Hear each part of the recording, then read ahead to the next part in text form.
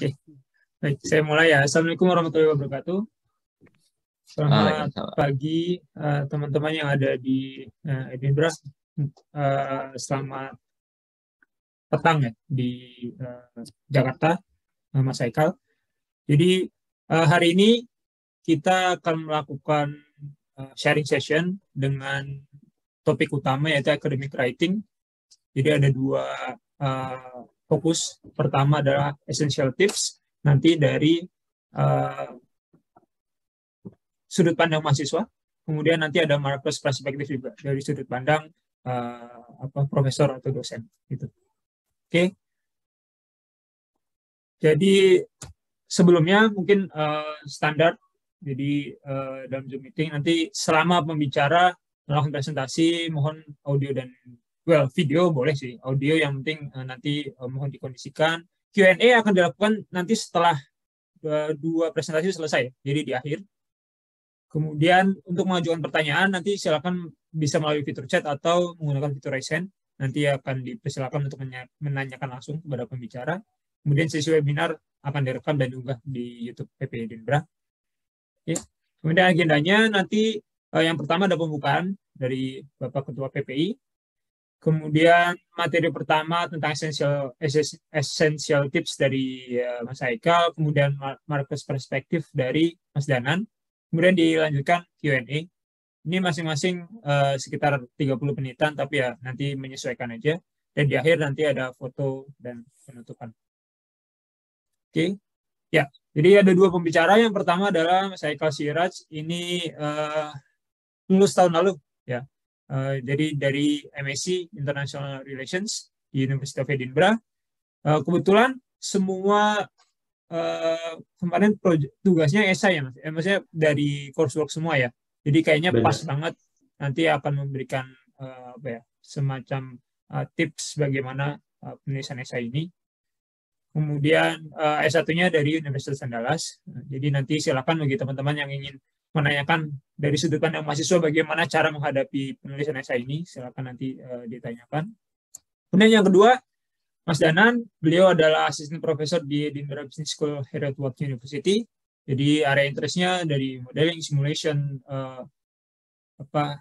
logistik, supply chain.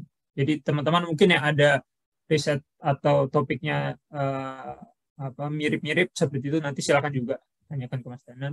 Dan kualifikasinya, jadi Mas Danan sangat menarik. Jadi bachelornya dari fisika, kemudian melanjutkan di manajemen. Jadi dapat nih dua-duanya. Dari sisi kuantitatifnya, dari fisiknya dapat, dari sosialnya, manajemennya juga dapat. Jadi lebih luas sudut pandangnya. Dan teman-teman nanti silakan menanyakan dari sudut pandang markers. Apa sih sebenarnya ekspektasinya? Sehingga kita, kalau udah tahu ekspektasinya, kita bisa ngerjain esainya terarah kan. Oh, ini nih yang akan dinilai. Jadi kita punya panduan yang pas. Oke. Mungkin lanjut aja. Silakan ke Mas Haikal untuk yang pertama. Saya persilakan. Sorry. Bapak Munawir dulu, pembukaan. Silakan kalau ada sepatah kata. Siap. Nah, kedengeran nggak? Udah. Ya, kira-kira setengah jam lah pembukaan. Sip. Setengah jam kemudian selamat penutupan. pagi semuanya yang terhormat. Terima kasih sebelumnya kepada Mas Danan sama Mas Haikal mewakil PPI Edin sudah meluangkan waktu. Mas Danan nih kita udah subscribe. Tiap ada sharing session Mas Danan lagi. Haikal juga siap-siap karena kayaknya ini bukan cuma satu kali di ntar si Haikal sharing. Terus tentunya tim akademik Widi, Mas Arief, sama Mas Yason dan tim. Ada 200 orang timnya kalau nggak salah yang sudah ngebantu kegiatan ini. Semoga ini ya teman-teman, banyak kan yang tidak banyak menulis esai selama kuliah kemarin atau selama kerja udah banyak nggak nulis esai akademik. Nah di sini kita coba refresh gimana pengalamannya Haikal dulu dan gimana dari marker perspektifnya Mas Danan. Jadi yang pertama Mas Haikal tuh yang belum disampaikan adalah dia barusan ada menang kompetisi tuh, ada yang esai-esainya juga. Nah, jadi top tier lah. Terus Mas Danan dari PhD sampai Research Associate sekarang udah banyak saya rasa kegiatan markers ininya marketing. Jadi kayak ya sangat reliable. Terus sesi seperti ini ke depannya semoga dilanjutkan ya sama tim PPI selanjutnya. Soalnya banyak banget sharing-sharing yang bisa atau banyak banget experience yang bisa di abuse sama teman-teman, digunakan sebanyak mungkin sama teman-teman. Soalnya seperti Hekal kemarin ada summer school fully funded dari kampus, iya kan ya Hekal ya? Partially funded. Partially funded. Pokoknya udah nyampe ke Europe bukan cuma buat jalan-jalan tapi networking, dapat kelas tambahan, terus nambah portofolio di CV gitu. Terus ada juga teman-teman dan Haikal nggak sendiri ya, ada beberapa teman-teman yang dapat summer school juga. Terus yang kedua ada teman-teman juga yang ikut lomba entrepreneurship, itu lumayan buat nambah CV juga, ada yang ikut hackathon juga. Jadi banyak nih yang bisa di-share ke teman-teman. Nggak masalah berapapun yang datang, ini nanti di-record ke YouTube, jadi akan bertahan lama nih apa yang di-sharing. Jadi sewaktu-waktu ada yang membutuhkan, silahkan dibuka. Gitu. Jadi walaupun 5 orang atau 28 orang yang datang, nanti manfaatnya jauh lebih banyak. Jadi jangan sungkan-sungkan bikin sharing session. Murah kok pakai Zoom gratisan dari Edinburgh. Itu paling selamat mendengarkan, boleh sambil makan pagi, dan jangan lupa dimanfaatkan waktunya buat curhat lokal dan nanya-nanya lebih detail ke Mas Danan. Sekian Mas Arief, thank you. Ya, terima kasih Bapak Munawir. Saya kira langsung aja ya, biar waktunya lebih efisien juga. Mungkin pertama Mas Haikal untuk menyampaikan, untuk sharing. Oke, aku share screen dulu. Oke, udah kelihatan. Assalamualaikum warahmatullahi wabarakatuh. Selamat sore semuanya. Pada kesempatan kali ini saya akan sharing tentang esai dan juga nanti saya kasih bakal contoh cuplikan esai. Tapi sebelumnya disclaimer dulu, contoh esai yang saya kasih ini adalah contoh esai distinction yang nilainya 70-an. Jadi tentu kalau teman-teman aim-nya itu 80-an ke atas, itu di beyond of my knowledge, jadi nanti mungkin bisa ke Mas Dana nanyanya. Tapi untuk yang kali ini saya 70-an ke atas yang saya coba share. Dan juga saya ngasihnya itu cuplikan esai, bukan esai secara full, dan saya nggak akan share esai secara full untuk sesi kali ini ataupun setelah ini. Oke, langsung aja. Jadi mungkin sebelum teman-teman mau menulis esai, perlu dilihat dulu ada kriteria penilaiannya. Ini contohnya dari University of Edinburgh. Tapi yang perlu diingat adalah yang teman-teman coba achieve adalah minimal 50, karena itu standarnya lulus S2, jadi 50-59. Tapi saran saya lebih baik teman-teman aim-nya itu dapat 60-an ke atas, karena 60-an ke atas itu lebih mudah untuk nanti bisa S3 gitu. Dan kalau pengen distinction itu minimal dapatnya 70 sampai ke 100 gitu. Nah, seperti yang bisa dilihat gitu ya, deskripsi dari 50-nya itu adalah good performance, cukup untuk S2, kemudian 60-69 very good performance, 70-79 itu distinction, dan gitu juga 100. Tapi seperti yang teman-teman bisa lihat, menurut saya deskriptor ini sangat tidak dalam tanda kutip berguna, karena dia nggak detail jelasin kira-kira esai 50-an itu seperti apa, 60-an itu seperti apa, dan 70-an itu seperti apa.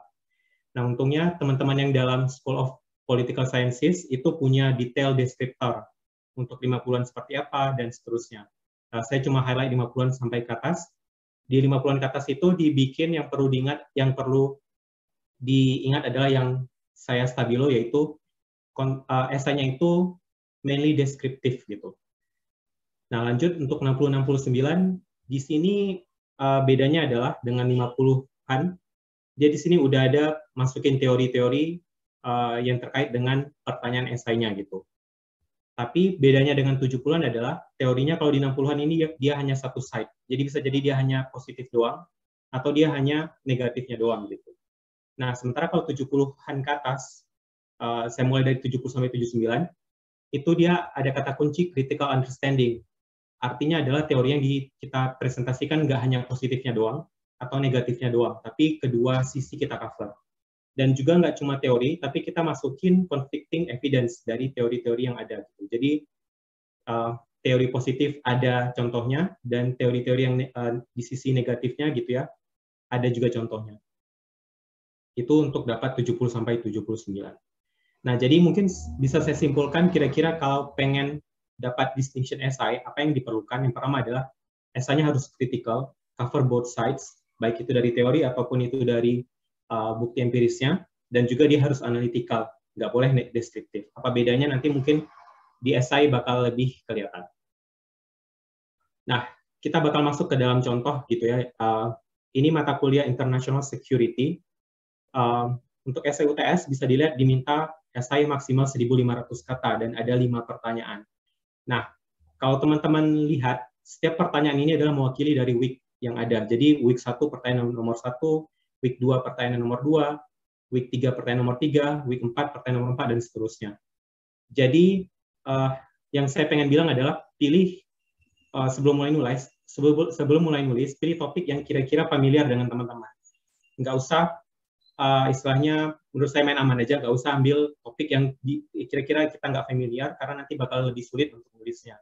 Karena topik yang familiar aja belum tentu kita bisa dapat distinction, apalagi yang nggak familiar. Itu kurang lebih. Dan kemudian sedikit tips, teman-teman kalau bisa jangan skip mata kuliah, maksudnya jangan skip sesi lecture, meskipun itu kalau di UK dia nggak wajib, apalagi itu topik lecture yang teman-teman familiar, yang bakal teman-teman nulis esainya gitu.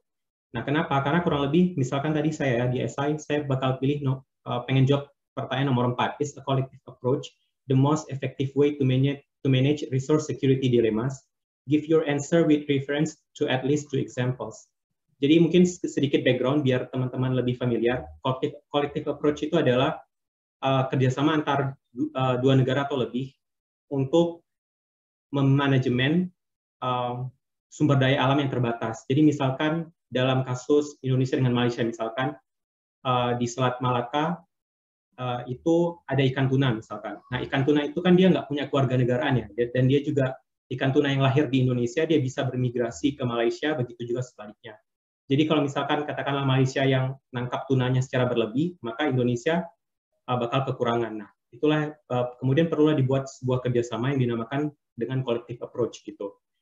Nah, terkait dengan saya bilang tipsnya tadi, ketika kuliah gitu ya, nah dosen bakal ngasih kira-kira clue dari jawaban esainya. Misalkan di week 4 tadi yang tentang resource security gitu ya, di sini terlihat nih dosennya ngasih contoh tentang OPEC, yaitu organisasi yang manage kelangkaan dari minyak gitu ya. Nah, dia bikin di sini ada OPEC, dan kemudian dia bikin di sini bahwa OPEC itu awalnya ditujukan agar nggak ada kelangkaan minyak, dan juga agar harganya itu nggak melambung tinggi gitu. Itu tujuan awalnya. Tapi kemudian di sini dosennya bilang OPEC-nya berhasil dibikin, tapi kemudian dalam praktiknya justru yang terjadi adalah monopoli harga. Contohnya yang baru-baru ini misalkan kita lagi krisis energi, tapi kemudian OPEC memutuskan untuk mengurangi bahkan jumlah minyak yang diproduksi. Akibatnya harganya bisa jadi lebih tinggi lagi gitu. Nah, dari sini terlihat udah ada clue nih bahwa collective approach-nya dalam hal ini contohnya OPEC bisa dibikin. Tapi kemudian dalam praktiknya itu nggak efektif untuk mencegah kelangkaan minyak atau bahkan untuk mencegah kenaikan melambungnya harga minyak. Gitu. Jadi udah ada kata kunci, collective approach-nya bisa dibikin, tapi dia nggak efektif. Nah, jadi saya tinggal ikutin dalam tanda kutip polanya seperti ini, tinggal saya ambil contoh kasus lain gitu, agar nggak sama dengan dosennya gitu kurang lebih. Nah, kemudian kita masuk ke dalam body struktur dari esai. Biasa saja ya, esai itu dibagi 3, introduction, body, dan juga conclusion. Tapi saya bakal hanya jelasin introduction dan body. Nah, introduction itu saya biasanya nulisnya 10% dari jumlah kata yang ditentukan, jumlah kata maksimal. Jadi misalkan 1.500 kata, maka saya kurang lebih buatnya hanya 150 kata untuk introduction. Nah, kemudian apa isinya? Isinya adalah, kita lihat dulu dalam pertanyaannya. Tadi adalah, is a collective approach the most effective way to manage resource security dilemma? Give your answer with reference to at least 2 examples. Nah, di sini saya bakal bikin judul, is a collective approach the most effective way to manage resource security dilemmas? And answer with reference to WC PFC. Ini adalah contoh bentuk nyata dari collective approach. Kepanjangannya adalah ini, Western and Central Pacific Fisheries Commission. Kemudian selanjutnya, ketika di sini memang saya cuma kasih contoh satu, tapi di essay saya memang dua. Tapi ini untuk sesi ini hanya satu saja saya kasih contohnya. Nah, kemudian di introduction apa yang bakal kita bikin gitu ya. Yang pertama kalau saya adalah saya bikin kata kuncinya, definisikan kata kunci terlebih dahulu. Di sini ada kata kunci yang saya coklatin, resource security dilemma, saya definisikan. Kemudian juga efektif, apa definisinya gitu ya. Di sini mungkin sebagai background juga untuk teman-teman, resource security dilemma itu adalah kondisi ketika suatu negara menggunakan sumber daya, kemudian di saat yang bersamaan negara lain itu bakal kekurangan sumber daya alam tersebut. Contohnya seperti yang tuna yang saya sebutkan sebelumnya gitu. Nah, kemudian saya pakai kata definisi efektif dari kamus Cambridge kalau nggak salah. Jadi efektif itu apa? Itu adalah berhasil atau tidaknya mencapai tujuan yang diinginkan gitu. Nah, selanjutnya setelah saya definisikan kata kunci dari pertanyaan esai, kemudian saya juga bakal state kira-kira bagaimana saya bakal menstruktur esai tersebut. Nah, ini juga komponen penting agar pembuat markernya dari awal udah ngeh apa yang bakal dibahas gitu ya. Nah, tadi kan sudah ada clue ya dari dosen, dari sesi dosen lecture-nya bahwa di sini dosennya bilang collective approach itu mungkin kok dibangun, tapi efektivitasnya yang dipertanyakan. Maka saya bakal masukin yang pertama adalah saya bakal bahas teori kemungkinan dibentuknya collective approach. Kemudian saya bakal bahas teori tentang efektivitas collective approach. Dan terakhir saya bakal bahas studi kasusnya, yaitu tentang tuna gitu, WCPFC. Nah, jangan lupa juga teman-teman harus state argumentasinya di introduction. Tentu argumentasi ini didapat kalau kita praktek nulisnya di akhir, tapi jangan lupa di introduction langsung dimasukkan gitu. Dan juga karena saya ikut sesi lecture-nya, saya juga udah dapat ya kira-kira clue-nya gitu. Maka saya bikin argumentasinya, the approach alias collective approach is not the most effective way, since the lack of communication and coordination often occurs among member states. Di mana saya dapatkan argumentasi ini, nanti bakal saya jelaskan di bagi. Nah, kemudian perlu juga di state adalah kenapa kira-kira pertanyaan esai tersebut penting untuk dijawab gitu. Tentu jawabannya bukan karena ini kewajiban dari dosen gitu ya, komponen penilaian. Tapi misalkan teman-teman bisa bilang collective approach ini udah banyak dilakukan oleh praktisi di seluruh dunia, tapi kemudian udah ada saya udah lakuin 5 studi pustaka, kemudian masih sedikit yang membahas tentang efektivitasnya, misalkan seperti itu. Dan juga kasih sedikit brief gitu ya, WCPFC itu apa, tapi jangan sampai dive terlalu dalam untuk bahas efektivitasnya, karena itu bakal kita bahas di body. Itu kurang lebih untuk introduction. Kemudian kita masuk ke body, yaitu sisa dari 10% introduction dan juga conclusion. Kalau kasus ini 1.200 kata, seperti yang saya bilang tadi, saya langsung bahas nih. Pertama adalah teori kemungkinan terbentuknya collective approach. Misalkan saya bilangnya, saya nemuinnya ada 6 gitu ya, teori kemungkinan terbentuknya collective approach. Tapi karena esainya cuma 1.200 kata, 1.500, maka teman-teman bisa bilang nih, karena keterbatasan limitasi kata esai, saya bakal hanya menjelaskan 2. Itu boleh-boleh aja. Tapi pada presentasi ini, kali ini saya cuma jelasin satu. Saya nemuin satu teori, namanya misalkan relative depreciation theory, gitu ya, and collective action. Dia bilang di sini collective approach itu bisa terbentuk karena adanya ancaman, sehingga kemudian collective approach terbentuk. Misalkan kalau contoh tuna tadi, karena ancamannya makin berkurang gitu ya, kita nggak bisa makan sumber daya alamnya, makanya kemudian dibentuklah collective approach kerjasamanya gitu. Nah, kemudian dari clue dosen tadi, saya juga eksplor nih teori tentang efektivitas collective approach. Ditemukan 3 gitu ya. Tapi di presentasi kali ini saya cuma jelasin 2 gitu. Pertama adalah teori the logic of collective action, yang ngatain collective approach itu nggak bakal bisa efektif karena ada free rider problem. Free rider problem gitu ya. Jadi free rider itu adalah orang yang nggak kontribusi tapi dia ikut dalam kerjasamanya. Misalnya teman-teman bikin potluck gitu ya untuk 100 orang. Terus kemudian yang bawa makanan cuma 1 orang. 99 orang lainnya nggak bawa potluck. Itu yang disebut dengan 99 orang ini free rider. Jadi nggak efektif dong bikin acaranya gitu ya. Orang tetap bakal kelaparan karena cuma 1 orang yang bawa makanan. Itu kurang lebih. Kemudian teori kedua, prisoner's dilemma and collective action, yang bilang kalau collective approach itu nggak bakal bisa efektif karena dengan jumlah anggota yang banyak gitu ya, 100 orang misalkan, bakal terjadi miskomunikasi dan juga koordinasi di antara anggota. Misalkan bikin potluck gitu ya. Kemudian tiba-tiba anggotanya 100 orang yang bawa nasi itu sampai 98 orang. Semuanya bawa nasi, sisanya bawa telur. Nah, itu dianggap nggak efektif gitu, karena kurangnya komunikasi dan koordinasi karena banyaknya anggota gitu ya, kurang lebih. Nah, kemudian di body juga saya bakal bahas tentang tujuan dari WCPFC tadi, karena kan di definisi efektivitas tadi dia bilang efektif itu dapat tercapai kalau tujuannya tercapai gitu. Efektif itu adalah ketika tujuan tercapai. Maka saya state nih tujuan dari WCPFC. Tinggal ambil aja dari resource yang udah ada gitu. Nah, kemudian saya juga masukin realitanya gitu ya.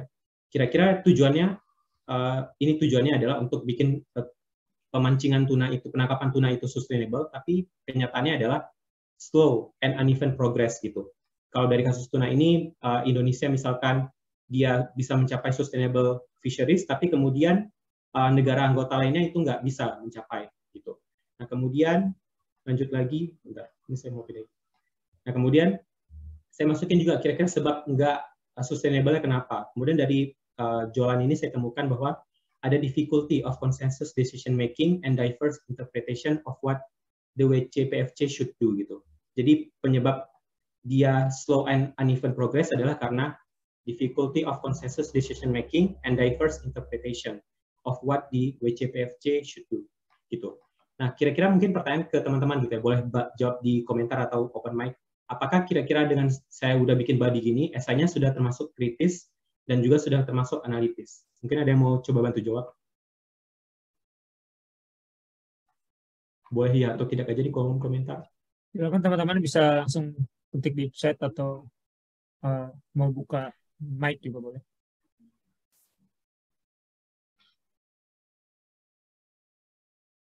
Oke, karena tidak ada yang menjawab, mungkin bingung. Nah, apakah esai ini sudah kritis? Nah, jawabannya kritis terlebih dahulu ya. Itu jawabannya sudah. Kenapa? Karena saya sudah masukin ada teori di suatu sisi yang bilang kalau collective approach itu berhasil, bisa dibangun, bisa dibentuk. Tapi di satu sisi saya juga masukin bahwa ada teori yang bilang kalau dia nggak efektif. Jadi sebenarnya, dan juga saya udah ngasih contoh kasus. Jadi dia kalau dibilang udah kritis atau belum esainya, jawabannya sudah. Tapi dia esai ini belum masuk ke dalam analitis. Kenapa? Karena sorry, saya charge dulu. Oke, udah. Nah, tapi esainya belum analitis. Kenapa? Jawabannya adalah ini masih deskriptif. Saya masih pakai semuanya punya orang ya. Ini saya masukin relative deprivation theory. Tentu teorinya bukan dari saya. Kemudian saya masukin di logic of collective action. Juga teorinya bukan saya. Yang bilang kalau ada free rider sehingga nggak bakal efektif. Kemudian saya masukin teori prisoner's dilemma yang bilang kalau nggak bakal efektif collective approach karena adanya kurang komunikasi di antara negara anggota. Ini juga masih punya orang. Kemudian saya bikin lagi tujuan WCPFC. Ini juga punya si Fisher in Dawson. Ini masih punya orang, masih deskriptif. Kemudian realitanya gimana WCPFC? Apakah dia berhasil mencapai tujuannya? Juga jawabannya slow and uneven progress. Ini juga punya si Jolan kalimatnya, bukan punya saya. Kemudian kenapa dia sebabnya slow and uneven progress? Jawabannya karena ada kesusahan untuk bikin keputusan gitu, dan juga ada interpretasi berbeda di antara negara anggota terkait apa sih fungsi dari WCPFC ini. Ini juga kalimatnya punya si Jolans dan Fisher, bukan kalimat saya, alias saya belum ada argumentasi sama sekali, makanya esai ini sudah kritis, tapi dia belum analitis, sehingga esainya masih belum distinction. Nah, kemudian gimana kita buat esainya jadi distinction? Nah, ini saya sudah biruin. Balik lagi ke pertanyaan esai ya, apakah collective approach itu efektif? Di sini saya masih bilang gini ya, yang kata-kata orang, ini belum ada pernyataan dari saya, kira-kira dari deskripsi ini, dia efektif atau enggak gitu. Nah, kalau bisa teman-teman lihat yang merah, maka saya bikin argumentasi saya yang merah adalah, considering the unsuccessfulness of the WCPFC in achieving how tunas can be used sustainably, it can be said that the collective approach is ineffective. Karena kan tadi di deskripsi dibilang tujuannya adalah pengen sustainable use of tunas. Tapi kemudian realitanya slow and uneven progress. Maka kemudian ini kan masih punya orang yang merah ya. Maka saya simpulkan bahwa, saya argumentasikan bahwa karena WCPFC dalam realita tidak bisa mencapai tujuannya untuk mencapai sustainable tuna, karena adanya slow and uneven progress, maka saya simpulkan bahwa collective approach ini tidak efektif. Kemudian yang kedua adalah, jangan lupa operasionalisasikan teori yang sudah kita presentasikan. Jangan sampai teorinya sudah kita presentasikan, kemudian kita tidak operasionalisasikan. Nah, di sini kan di dalam deskripsinya gitu ya, kata si Jolans and Fisher di Dawson, dia bilang kalau adanya sebab dia nggak efektif adalah karena kesulitan dalam bikin decision making dan juga adanya interpretasi yang beragam antara negara anggota gitu. Jadi nggak satu interpretasi, makanya dia nggak efektif. Nah, ini kira-kira dia masuk ke dalam teori mana? Apakah teori the logic of collective action atau dia prisoner's dilemma and collective action teorinya yang masuk? Maka di sini saya bilang adalah the difficulty of consensus decision making di sini ya, and diverse interpretation of WCPFC roles as sources of ineffectiveness confirm the critic from the prisoner's dilemma and collective action on a collective approach. That is the lack of communication and coordination. Jadi sebab dari WCPFC ini nggak efektif adalah dia lebih ke prisoner's dilemma and collective action, yaitu kurangnya komunikasi dan koordinasi di antara negara anggota, bukan ke dalam teori dari the logic of collective action, yaitu free rider problem gitu. Nah, inilah kemudian dia bikin esainya jadi kritis yang merah, karena dia cover both sides, dan juga kemudian jadi analitis juga, karena saya bikin yang merah ini dan yang biru ini gitu. Ada chat, bentar. Oke. Nah, itu kurang lebih dari saya. Terima kasih atas atensinya. Saya kembalikan ke moderator. Ya, thank you Mas Haikal. Saya rasa sangat berguna dan sangat realistis apa yang disampaikan. Benar-benar dari sudut pandang mahasiswa yang sudah dikerjakan. Jadi bagi teman-teman ini merupakan hal yang sangat bisa di-relate nanti saat mengerjakan esai. Jadi, satu lagi, mungkin teman-teman berpikir bahwa saya ambil course yang tidak ada ujiannya, ambil yang esai biar gampang. Nah, tapi kadang-kadang jangan sampai terjebak di situ bahwa ngerjain esai asal-asalan aja. Tadi Mas Haikal udah memberikan jelas ada penilaiannya, yang 50% kayak gimana, 70% kayak gimana. Jadi tolong benar-benar ikuti apa yang memang diharapkan. Nah, menyambung hal itu, biar kita tahu apa nih sebenarnya yang diharapkan oleh profesor. Sebenarnya standar seperti apa. Tadi kan udah ada nih deskriptifnya bahwa yang 50% seperti apa, 60%, 70%. Nah, sekarang realnya, sebenarnya secara konkret, si marker ini nilainya apa sebenarnya yang dinilai? Yang tadi misalnya analitik. Nah, analitik yang seperti apa sebenarnya yang sesuai standar dari si marker. Nah, oleh karena itu nanti Mas Danan akan membawakan hal tersebut. Silakan Mas Danan, waktu saya persilakan. Oke, baik. Assalamualaikum warahmatullahi wabarakatuh. Makasih kesempatannya. Jadi ini yang pertama ya. Kalau saya membanding-bandingkan kuliah ya, terutama Indonesia versus di UK gitu. Kalau untuk tingkat master itu kalau menurut saya lebih susah di sini ya dibandingkan di Indonesia, karena saya dulu masternya di Indonesia. Kenapa? Karena kalau di Indonesia itu orang biasanya dia maksimum itu dia menghafalkan step dan prosedur. Kemudian pada saat ujian dia diminta untuk mengaplikasikan step sama prosedur tersebut. Tapi kalau di sini yang membuat dia lebih berat itu adalah karena dalam ujiannya itu sendiri dia selain yang tadi yang sudah disebutkan ya, ada critical thinking ya, membeda-bedakan, ada analytical thinking. Analytical thinking itu berarti dia memecah-mecah problem menjadi bagian-bagian kecil kemudian di solve satu persatu, dan butuh juga kreativitas. Itu kenapa kalau untuk master degree terutama kalau yang ngambilnya itu studi-studi yang dia lebih kualitatif ya, misalkan ilmu sosial, ilmu politik tadi ya, mungkin ilmu hukum, itu dia sebenarnya lebih berat di sini gitu. Walaupun studi yang kuantitatif pun dia lebih berat gitu. Dibandingkan kalau misalkan kita studi S2 di Indonesia gitu ya. Itu kalau penilaian saya pribadi. Tadi sudah di cover sih. Ini gini ya.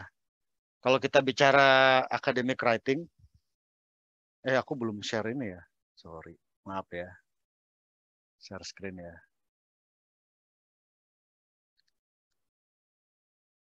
Oke.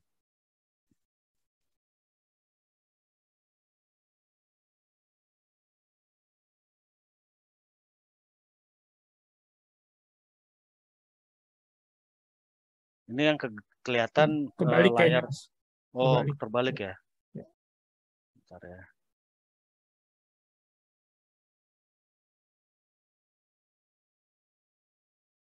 Share.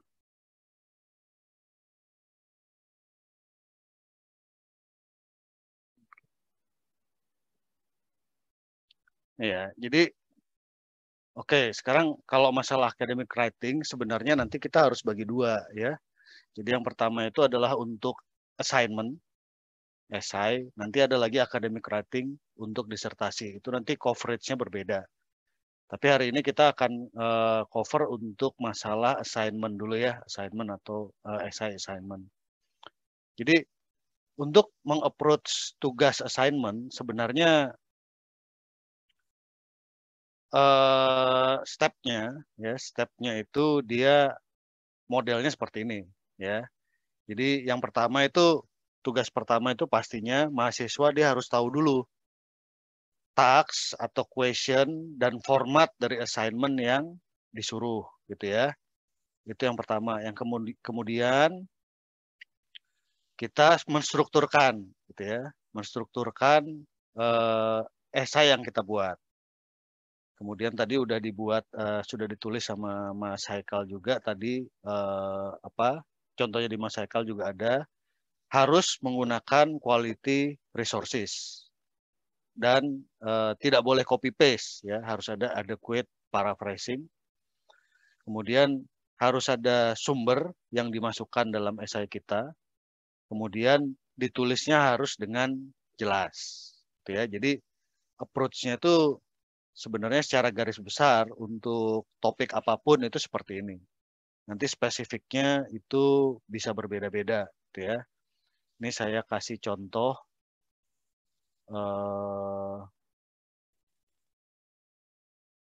bentar ya.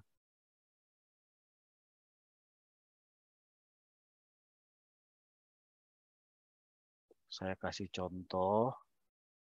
Misalnya kalau untuk di kuliah saya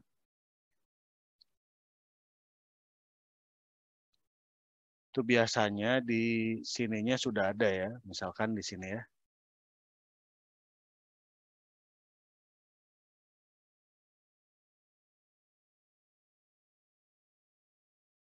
Nah, ini misalkan kalau di mata kuliah saya ngajar operation management, misalkan biasanya di situ udah dispesifikasi ya. Jadi ini kan cerita ya, dimulai dengan suatu cerita ya. Buat suatu report individual ya, ada ceritanya ada suatu kafe. Namanya Mimi Cafe. Kemudian dia buka dari jam 7 sampai jam 4. Kemudian mereka habis merenovasi ya, dan mereka berinvestasi secara signifikan pada equipment di dapur ya untuk menangani volume order yang tinggi gitu. Kemudian ceritanya si Mimi Cafe ini pemiliknya meminta kita untuk mengusulkan desain layout yang baru bagi kafenya. Nah, ini tugas kita. Jadi pastikan teman-teman cari ya. Ini untuk universitas yang berbeda, format penyampaian tugasnya bisa berbeda, tapi pasti ada spesifikasi tugasnya. Ya. Kita lihat di sini kalimat pertamanya ya. This assessment allows you to engage with academic sources. Jadi tugas pertamanya itu adalah engage dengan academic sources dan mengevaluasi bagaimana konsep-konsep operasi dipergunakan dalam praktek. Gitu ya. These tasks will encourage you to read into relevant literature and provide illustrative data to support your evaluation.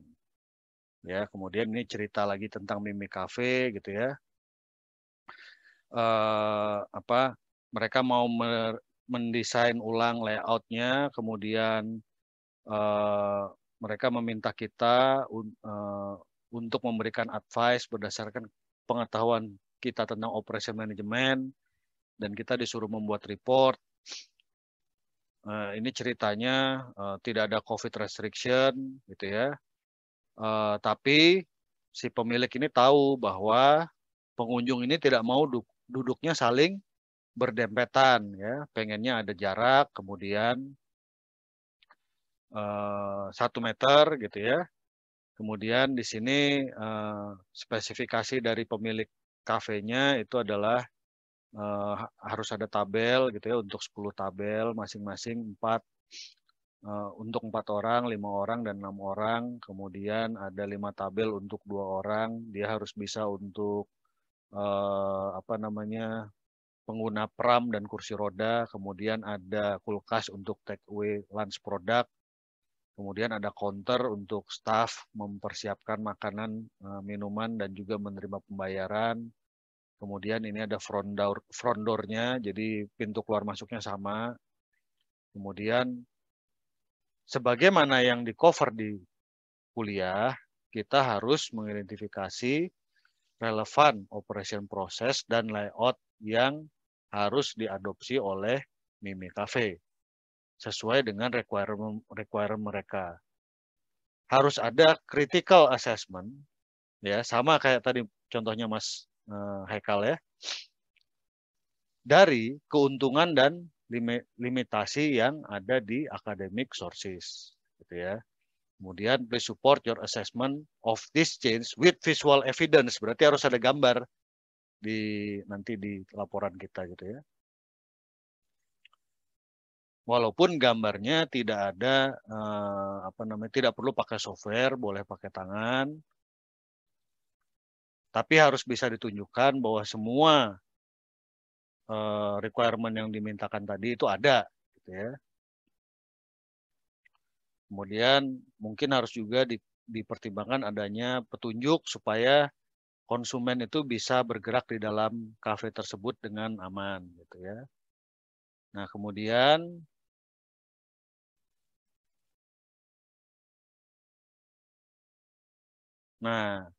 diminta melakukan assessment dengan template 4V. Ini ya, 4V-nya udah ada ini ya. Nah, 4V. Jadi kondisi si Mimi Cafe tadi harus dievaluasi dengan menggunakan framework 4V, yaitu ada volume, ada variety, ada variation, ada visibility. Gitu ya. Terus kemudian spesifikasi yang lain, ini juga harus diperhatikan ya. Submission date, kemudian extension tidak ada, kemudian format sama 1500 seperti contohnya Mas Haikal. Kemudian formatting style harus Arial 12, harus ada line spacing 1,5, harus ada 4V diagram, harus dicek pakai Turnitin.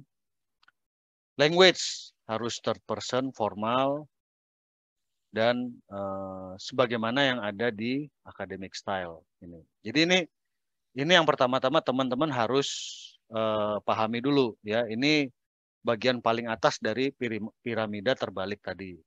Kemudian, saya nggak tahu kalau apakah ada di semua universitas gitu ya. Tapi kalau di Heriot-Watt ada gitu ya. Biasanya rubriknya juga dipublish. Oke. Jadi rubrik ini apa yang dinilai. Nah, contoh misalkan di sini ya, untuk tugas yang tadi itu ada understanding of Mimi Cafe through analysis of its 4F profile. Ya, kemudian ada clear understanding of organization and its operation process are demonstrated from the 4F analysis. Kemudian di sini ada poin-poinnya excellent, good, basic, pass, limited, poor. Ya, kemudian ada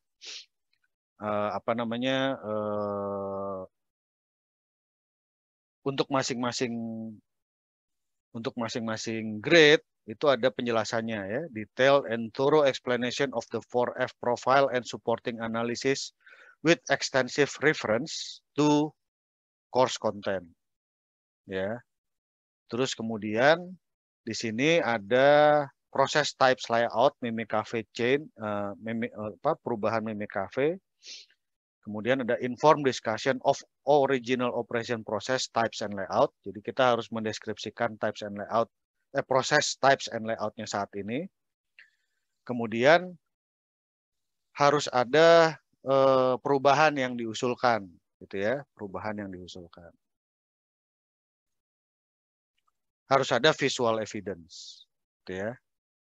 Terus kriteria yang terakhir itu adalah masalah structure, ya, structure report.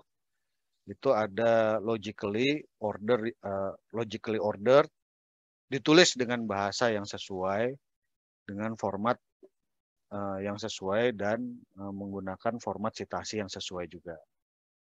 Ya, jadi kalau bisa ketika sebelum mengerjakan tugas itu ya 2 ini yang harus kita perhatikan dulu ya. Jadi tugasnya apa, kemudian bagaimana dia dinilai. Ini bisa beda-beda. Untuk masing-masing subjek dia bisa beda-beda, ya. Begitu juga untuk universitas, ada yang mempublish sedetail ini, ada yang tidak, gitu ya. Oke, nah strategi kita sekarang gimana? Strategi kita itu sebenarnya adalah bagaimana supaya si report ini mudah untuk diperiksa, gitu ya, supaya tidak ada poin kita yang hilang. Nah, jadi mudah atau tidaknya diperiksa itu tadi ya tentunya bergantung pada struktur assignment. Kalau tadi kan apa namanya, Mas Haikal tadi kan sama dengan Mas Haikal ya, saya setuju dengan Mas Haikal. Jadi untuk setiap pertanyaan ada kemungkinan assignment itu ada lebih dari 1 pertanyaan gitu ya. Tapi kalau untuk contoh kasus yang saya tugasnya cuma 1. Untuk masing-masing pertanyaan itu kita harus pecah-pecah ya. Yang pertama itu pasti ada introduction. Oke. Sama ya, Mas Haikal tadi juga bilang itu ada introduction. Jadi introduction itu harus mengcover general aims dari assignment-nya. Ya, itu yang pertama, menunjukkan bahwa mahasiswa itu harus mendemonstrasikan bahwa dia ngerti apa yang ditanya. Kalau markernya dia melihat bahwa mahasiswa ini sudah paham apa yang ditanyakan, kemungkinan besar dia sudah akan ada willingness untuk ngasih nilai bagus. Gitu ya. Kemudian pada bagian introduction juga harus dijelaskan struktur dari report atau dari jawaban yang kita mau presentasikan. Ya, jadi contoh untuk kasusnya Mimi Cafe tadi, kalimat pertama kita harus bilang misalnya, this report aims to propose new layout design and flow for Mimi Cafe by using bla bla bla. Nah, itu kalau misalkan si markernya dia udah ngelihat, oh mahasiswanya paham, itu kemungkinan dia udah nggak akan terlalu galak gitu ya. Karena minimal mahasiswanya ngerti pertanyaannya. Kemudian kalimat kedua, itu kita bicarakan tentang struktur dari jawaban kita, gitu ya, supaya si marker ini dia punya ekspektasi, gitu ya. Jadi kita harus bilang, this report is structured as follow. Section 2 discusses bla bla bla, section 3 discusses bla bla bla. Nah, kemudian section 2, section 3 dan seterusnya ini harus distrukturkan seperti apa? Paling gampang distrukturkan berdasarkan apa yang ada di rubrik, gitu ya. Tadi kan saya udah nunjukin nih rubriknya. Rubriknya yang pertama itu adalah analisis for F. Oh, berarti section 2 itu analisis for F. Gitu ya. Kemudian kita disuruh, nah ini kan di rubrik selanjutnya kan kita disuruh mendiskusikan original operation process types dan layout. Berarti di sini kita harus bicara tentang existing operation process and layout. Itu section 3-nya. Section 4-nya berarti propose design for Mimi Cafe. Itu yang proposal kita, perubahan dari layout sebelumnya sama layout ke yang baru. Ini kalau kita nulis di Word, kita pakai heading yang berbeda ya. Kan kalau di Word kan ada heading 1, ada heading level 2, ada heading level 3. Kita pakai header yang berbeda supaya si marker itu dia bisa tahu struktur berpikir kita. Kalau struktur berpikir kita sudah mirip dengan struktur penilaian di rubrik, akan lebih gampang bagi si marker untuk memap jawaban kita ke poin yang ada di rubrik. Dia nggak akan meraba-raba lagi kira-kira analisis for F-nya ditaruh di mana ya. Kemudian cerita tentang existing proses dan layout-nya ditaruh di mana ya sama si mahasiswa gitu. Kemudian propose desainnya ditaruh di mana ya. Dia nggak akan berpikir seperti itu lagi. Dia tinggal lihat, oke, section 2, oh analisis for F, bener nggak ya? Kira-kira di kolom ini jawaban kita mau ditaruh di mana? Tinggal gitu aja dia mikirnya. Gitu ya. Ini jawabannya sudah pasti ada. Bobotnya 30%, tinggal ditaruh di kolom mana. Gitu ya. Begitu juga section ketiga. Propose layout sudah ada. Ya, propose layout sudah ada. Tinggal si markernya mikir, ini mau ditaruh di kolom yang mana. Bergantung pada isinya. Gitu ya. Oke. Jadi itu strategi besarnya. Nah, sekarang within each section ya, within each section. Benar yang dibilang sama Mas Haikal tadi ya. Jadi yang pasti pertama itu adalah pemahaman kita tentang apa yang mau kita tulis di dalam section tersebut. Kalau misalkan section kedua kita tentang analisis for F, ya for F, ya berarti harus ada understanding dari si for F itu apa. Nah, itu kalimat pertamanya. This section discuss the 4F analysis for Mimi Cafe. 4F is bla bla bla according to. Nah, itu harus ada. Kalimat kedua, benar tadi Mas Haikal udah benar. Jadi 4F ini kan bukan satu-satunya. Ya. 4F ini bukan satu-satunya.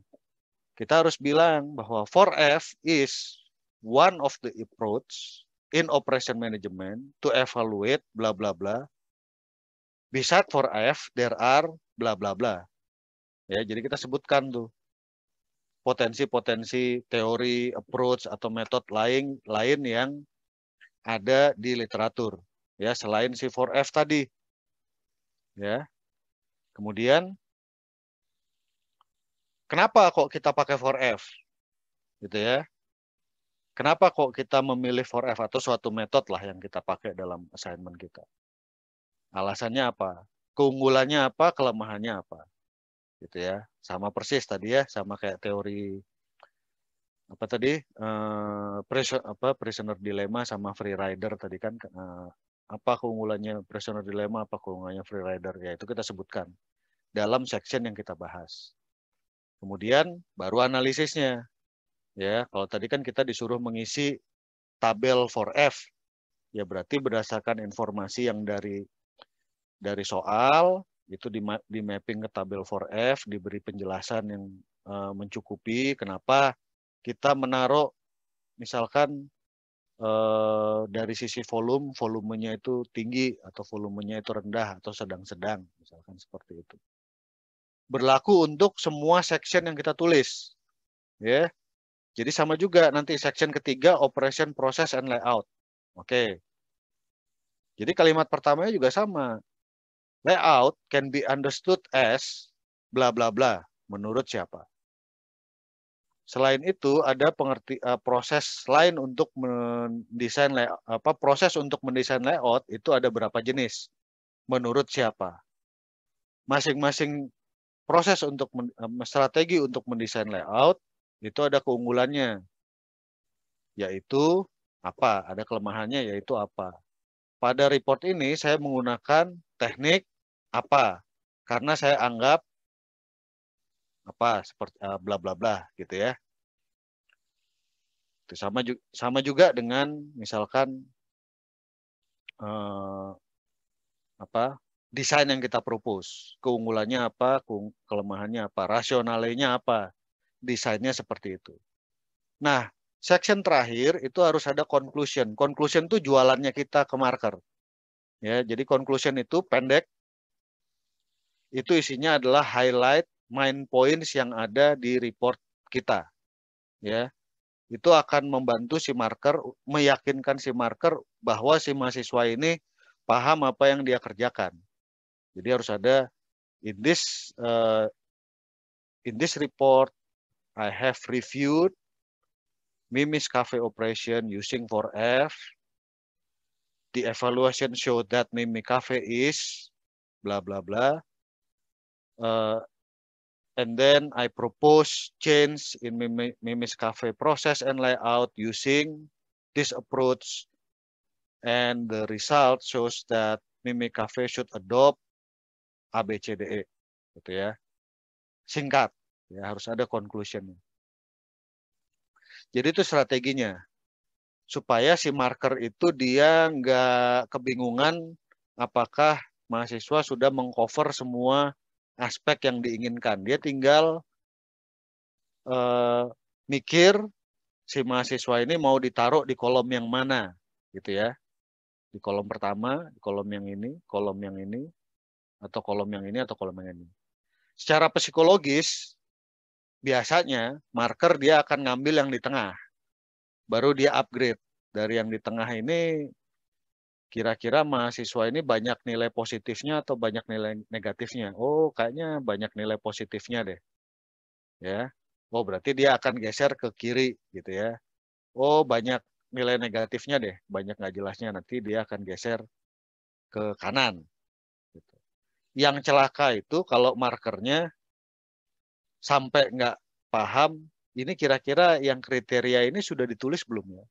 Gitu. Yang kriteria kedua ini sudah di-cover belum ya sama mahasiswanya? Itulah kenapa kita bikin struktur jawaban itu baiknya bisa merefleksikan si rubrik.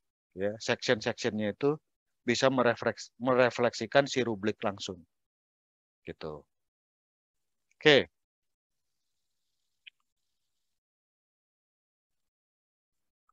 Nah, sekarang untuk lebih meyakinkan lagi, gitu ya, kita harus pakai sources yang yang sahih, gitu ya, yang sahih. Jadi sources untuk academic writing itu dia bisa macam-macam, ya. Tapi secara secara kualitas dia bisa diklasifikasikan jadi 3 level. Yang pertama itu primary sources, yang kedua secondary sources, yang ketiga tertiary sources. Primary sources itu biasanya academic journal, peer-reviewed academic journal. Secondary sources itu biasanya conference proceeding, thesis, dissertation, dan books. Yang tertiary itu biasanya majalah, YouTube, video, dan lain sebagainya gitu ya. Nah, materi kuliah itu biasanya diambil dari buku, ya, dari buku. Dan ini tuh dia tidak cukup untuk meyakinkan. Kenapa? Karena buku itu biasanya dia itu bukan pengetahuan yang sudah established. Jadi bukan pengetahuan yang up to date, gitu. Marker dia akan lebih jawaban kita itu akan lebih kuat, ya, dan market akan lebih impress kalau misalkan kita bisa juga mendemonstrasikan pengetahuan kita tentang jurnal paper, ya, jurnal paper. Jadi jangan rely pada buku atau materi kuliah saja. Coba masukkan akademik jurnal di assignment kita. Utamakan, ya, akademik jurnal yang researchernya itu terkenal, ya. Researchernya itu terkenal, ketahuannya dari mana, biasanya dia banyak disitasi. Ya, atau dia punya high index yang tinggi, gitu ya. Kemudian jurnalnya itu dipublikasikan oleh publisher yang memang terkenal, gitu ya. Misalkan Elsevier, Emerald, SARS, dan lain sebagainya, gitu. Itu akan membantu kita untuk meyakinkan marker bahwa saya itu sudah baca loh. Bukan cuma sekedar mengandalkan buku atau materi yang disampaikan di kuliah saja. Gitu ya. Itu akan menggeser kolom tadi itu ke sebelah kiri, ke grade yang lebih tinggi. Gitu. Oke. Yang selain itu, masalahnya itu adalah sitasi. Ya. Sitasi. Esai pasti dia mengharuskan kita memasukkan sumber.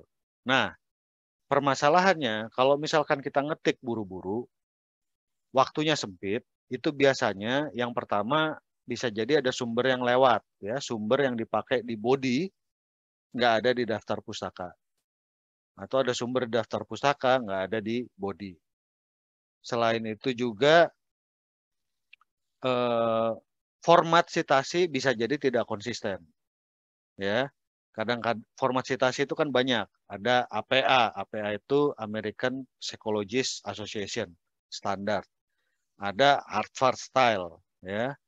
Ada IEEE style dan segala macam. Kalau di Heriot-Watt pakainya Harvard, ya. Kalau kita ngetik tidak buru-buru, waktunya pendek, ya,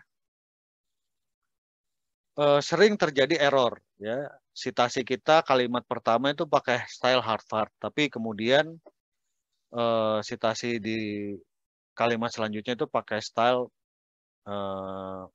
APA misalkan gitu, ya.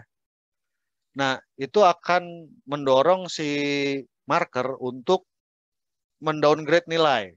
Gitu. Jadi jangan sampai terjadi. Selain itu juga, kalau kita punya reference banyak, ya, dalam bentuk PDF, untuk mencari reference yang sesuai saja itu kita harus menghabiskan waktu banyak, gitu ya. Oleh karena itu, sejak awal belajarlah memakai software yang namanya Reference Manager, ya. Reference Manager itu adalah software yang fungsinya untuk membantu kita memanage library, sehingga kita tidak perlu membuka folder yang berbeda untuk mencari sumber yang kita inginkan. Ya, sudah di-manage dalam bentuk library. Selain itu, Reference Manager juga menyediakan extension ke word processor, sehingga nanti waktu memasukkan citasi itu bisa diformat secara otomatis dengan konsisten. Jadi kalau kita setting Harvard, dia keluarnya Harvard terus. Kalau misalkan kita setting APA, dia keluarnya APA terus. Tidak akan ada nilai-nilai yang hilang gara-gara error pada saat mengetik. Gitu ya. Jadi ini hal lain selain struktur yang harus diperhatikan. Nah, advice, mulainya jangan mepet, ya. Mulainya jangan mepet. Kalau saya, kalau misalkan dari pengalaman pribadi saya, kalau saya nulis itu sehari, ya, maksimum 500 kata. Itu. Jadi kalau saya punya assignment 1.500 kata, submit hari ini, ya, submit hari ini, itu saya harus mulai membuat itu, misalkan ini kan Sabtu ya, Jumat, Kamis, Rabu. Rabu harus mulai. Karena kalau enggak, nanti Sabtu itu dia belum selesai 1.500 kata. Nah, masing-masing teman-teman harus punya ukuran itu. Saya sehari kerja kuat berapa jam sih? Ya. Saya kuat itu, konsentrasi itu cuma 3 jam. Dalam 3 jam saya bisa nulis berapa kata misalkan. Dalam 3 jam saya cuman bisa nulis misalkan 150 kata. Oke, berarti kalau assignment saya 1.500 kata, mulailah 10 hari sebelumnya. Gitu ya. Begin early. Nah, submit harus early nggak? Kalau saya pribadi, saya nggak pernah submit early. Saya itu submit asal nggak telat. Kenapa? Karena gini, kalau buat saya, selama masih ada selang waktu, saya akan coba untuk koreksi ulang dan ulang. Gitu ya, nanti pada saat hari H aja, asal jangan telat ya, asal jangan telat. Misalkan deadline-nya itu jam 12 siang ya, berarti pagi gitu. Itu baru disubmit. Gitu ya. Jadi yang penting mulainya jangan telat. Mulai telat itu bakal disastrous gitu. Karena kita nggak mungkin kalaupun kita berhasil menyelesaikan 1.500 dalam waktu yang singkat, tapi kalau misalkan kita bekerja di luar kapasitas kita, kualitas pasti turun. Gitu ya. Kemudian start dengan outline, itu yang tadi saya jelasin di kalimat di slide yang pertama tadi ya. Jadi harus pakai outline. Oke. Untuk apa? Untuk memastikan bahwa semua yang ada di rubrik itu kita cover dalam paper kita atau dalam esai kita. Jangan nulis berharap nulis itu dari awal sampai tanpa plan. Jangan berharap kita bisa nulis bagus tanpa ada plan, tanpa ada outline. Pasti ada 1 atau 2 poin yang kelewatan. Gitu ya. Kemudian mulai itu nulis itu short dan simple. Ya. Hindari nulis kalimat yang panjang dan kompleks. Karena apa? Karena kita di sini dinilai berdasarkan substansi. Ya, jangan kita sampai kita nulis panjang tapi banyak error, substansinya tidak tidak ditangkap oleh si marker, poin kita hilang. Ya. Bedakan ujian IELTS sama academic writing untuk tugas atau untuk disertasi. IELTS itu dia mengukur kemampuan bahasa Inggris. Sehingga ketika kita bisa menulis panjang kompleks dengan vokabulari yang rich, nilainya makin tinggi.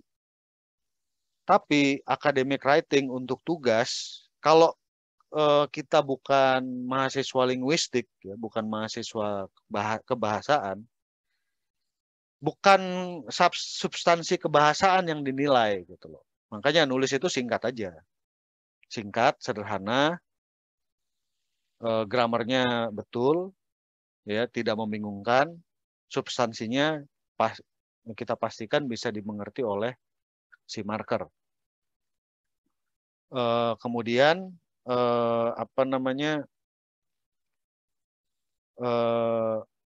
mulai pakai bahasa Indonesia dulu juga nggak masalah, ya. Mulai pakai bahasa Indonesia dulu juga nggak masalah. Kalaupun kita bahasa Inggrisnya merasa tidak yakin, kita masih butuh misalkan bantuan dari Google Translate misalkan gitu, itu juga nggak apa-apa. Jadi nulis bahasa Indonesia, tulisannya tetap singkat, SPOK, direct ya, langsung ke makna yang kita inginkan, kita masukin ke Google Translate, itu biasanya hasil translasinya sudah cukup bagus. Gitu ya, asal kalimat kita sederhana. Bahkan ketika kita punya bahasa Inggris bagus atau native speaker pun, kalau kita nulis kalimat yang panjang dan kompleks, kemungkinan errornya itu besar. Makanya jangan sampai tergoda nulis panjang dan kompleks. Gitu. Nulis kalimat itu singkat. Diimprove sedikit-sedikit.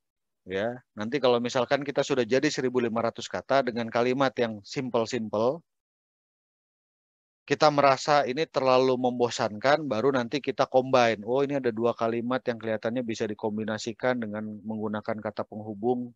Coba dihubungkan. Tapi jangan nulis kompleks semenjak awal. Itu udah disastrous itu. Kemudian ada phrase bank yang sudah jadi. Ya, ada phrase bank yang sudah jadi. Itu ada namanya, itu dari Universitas Manchester. Ini saya pakai juga. Jadi ini sangat mudah gitu. Ini sangat mudah. Jadi sudah ada cara-cara untuk menyampaikan maksud. Misalkan di sini kalau saya mau mengcompare dan mengkontras, misalkan mengcompare dan mengkontras dua teori yang berbeda, ya.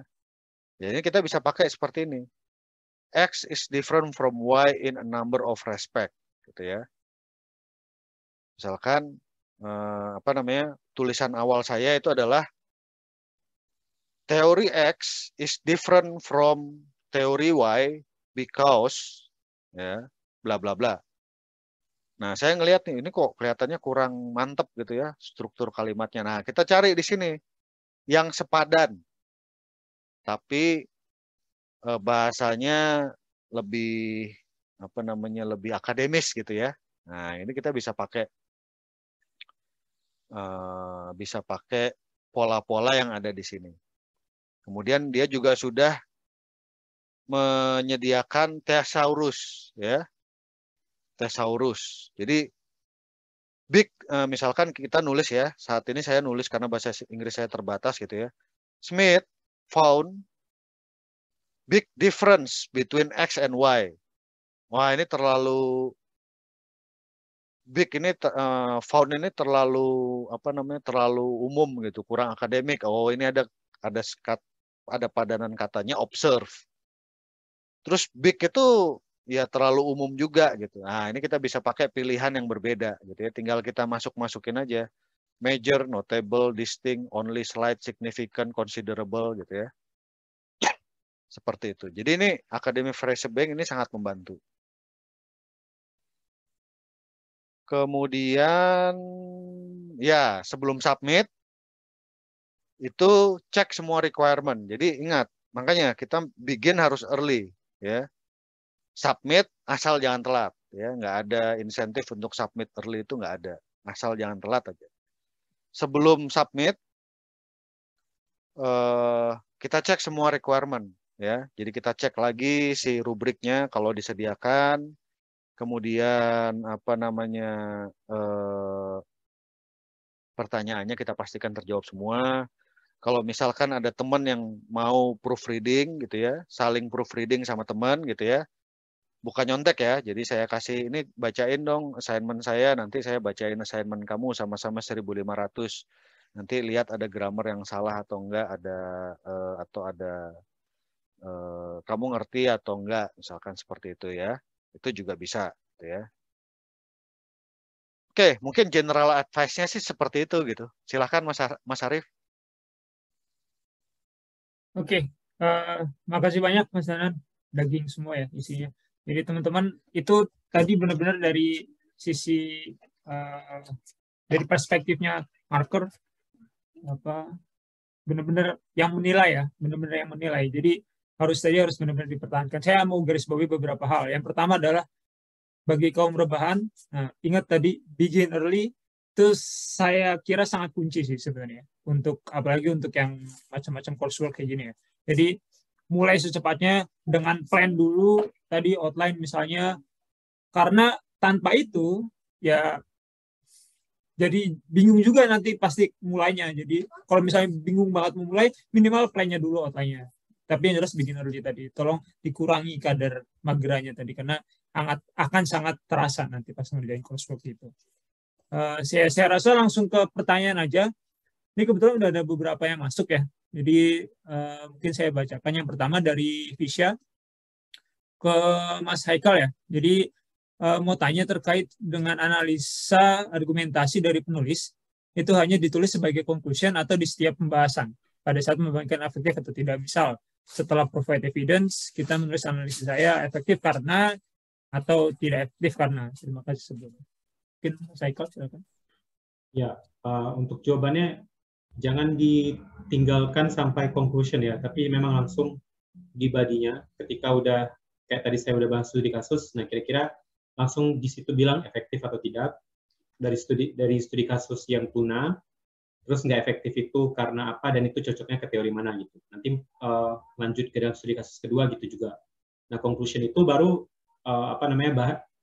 restate lagi, tapi dia nggak per studi kasus, itu aja bedanya. Jadi memang itu jangan lupa itu argumen kita, jangan leave it until the conclusion, tapi memang harus langsung per kasus gitu. Oke. Mungkin Visha masih ada? Apakah sudah cukup atau masih ada? Itu setuju sama Haikal. Jadi si analisis itu sama kayak di struktur tadi ya. Di struktur tadi kita bagi berapa section. Ya, jadi misalkan kalau misalkan kayak tadi kan saya ngebaginya kan 3 section misalkan. Nah, berarti di setiap section itu ya harus ada analisis. Apa papernya kalau saya nebak gitu ya. Papernya Haikal itu nilainya bisa lebih tinggi lagi kalau misalnya ada empirical data yang di-present di situ. Bukan cuman sekedar apa namanya, kan tadi, tapi mungkin ada ya, kan memang papernya nggak di-present semuanya ya. Cuman analisa itu biasanya akan lebih meyakinkan bagi marker kalau misalkan ada empirical datanya. Kalau tadi kan analisanya itu kan baru berdasarkan teori paper yang sebelumnya gitu ya. Nah, kalau misalkan bisa di-present data yang saya temukan, nah tidak ada di paper-paper yang lain, menunjukkan bahwa kerjasama dalam bidang tuna itu merugikan, Indonesia rugi sekian, negara lain rugi sekian, misalkan kayak gitu.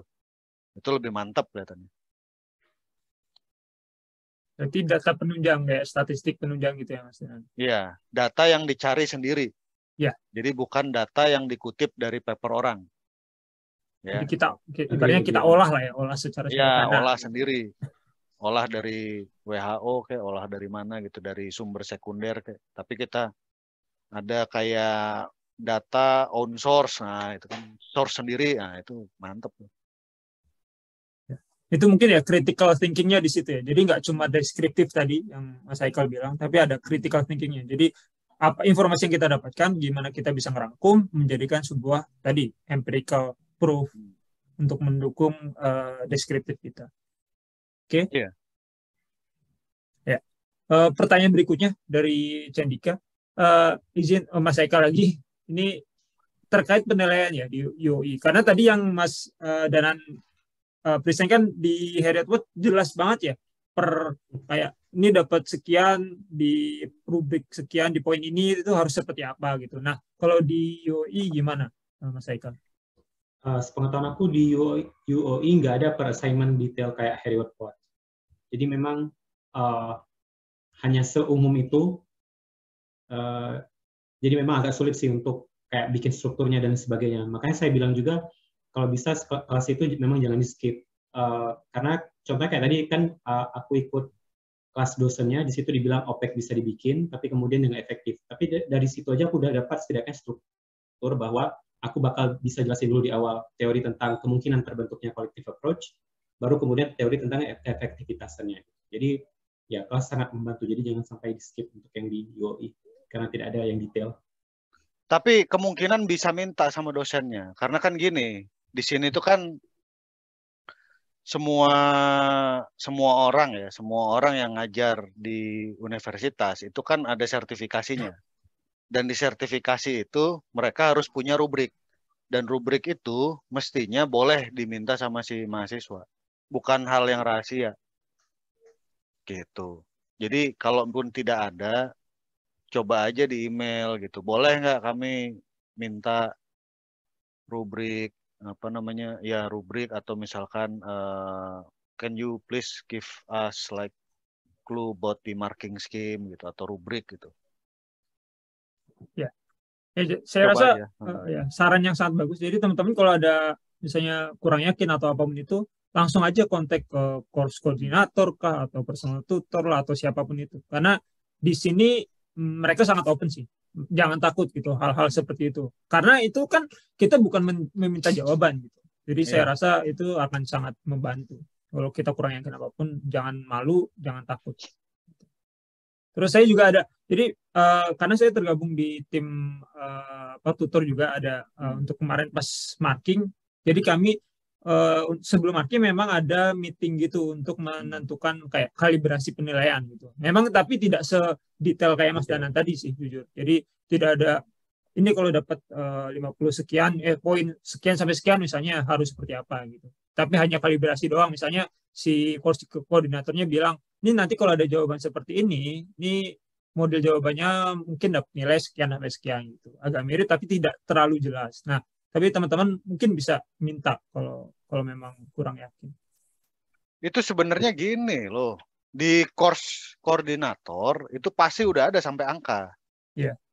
Kalau enggak not a good course koordinator lah. Itu sampai angka dia pasti udah ada. Tinggal dia mau publish atau enggak gitu. Jadi kalau misalkan walaupun yang misalkan jawaban assignment-nya misalkan kuantitatif ya hitung-hitungan ya, misalkan cuman analisalah data yang diberikan dengan menggunakan R statistik misalkan gitu ya, kuantitatif banget gitu kan.